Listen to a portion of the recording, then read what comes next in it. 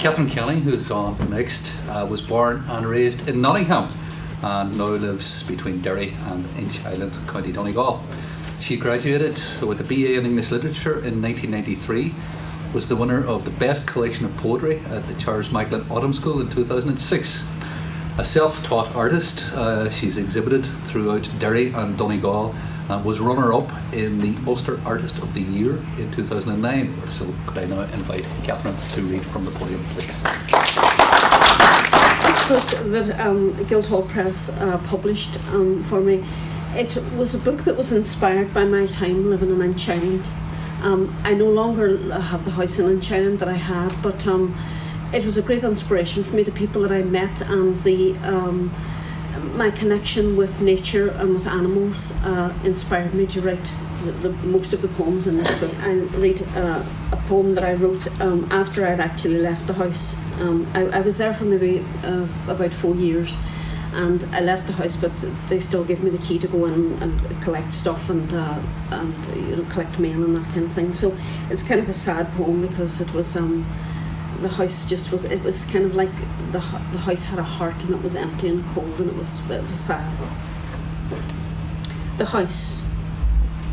The house had a small dark hall that led you in. It rose slightly to your footfall as though begrudging you its welcome. The mat that covered it lay lonely now for the feel of feet. A big window laced with cobwebs cast its eye out onto the Swilly. Its curtains hung open to the dark, encouraging flies to rest in peace on its broad windowsill. The high mantle loomed over a range dressed in black, its heart as cold as an uncovered corpse. The scraper that scraped it, the brush that swept its face, and the bucket that carried its soot sat redundant in the wee tool shed. The paper cutout of the naked couple still stood freezing on the bathroom wall, waiting for a better day. Along the skirting board, woodlice lay on their backs like exhausted labourers waiting for a lift home. And the step that led down to the kitchen always took me by surprise.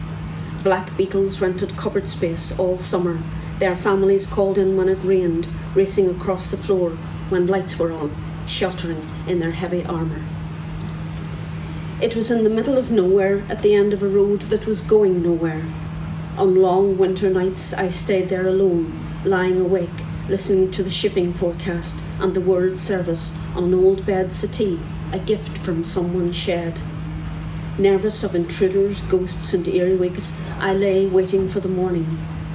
Dozing just before dawn, I would wake with the taste of dreams still in my mouth, my nerves resettled with the light of day, till once again I knew the delight of living in that house.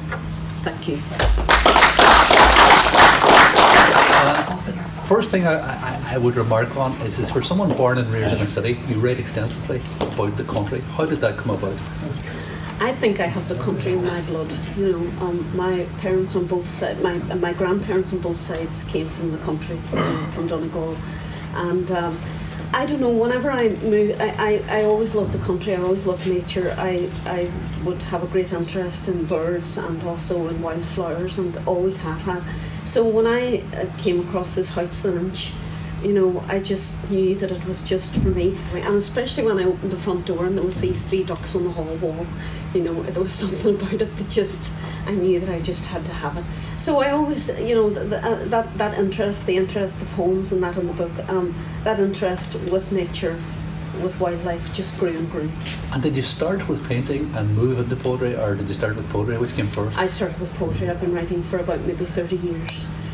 And the paintings I only started when I moved into the house, and that came about just from really looking at the landscape, the changing sunsets out at Inch. It was absolutely beautiful, and I used to just sit there and think, I wonder could I paint that, and that's how it came about. Tell me, you've had great success in both your disciplines, in poetry and in painting. Is there any other art form that you would like to try?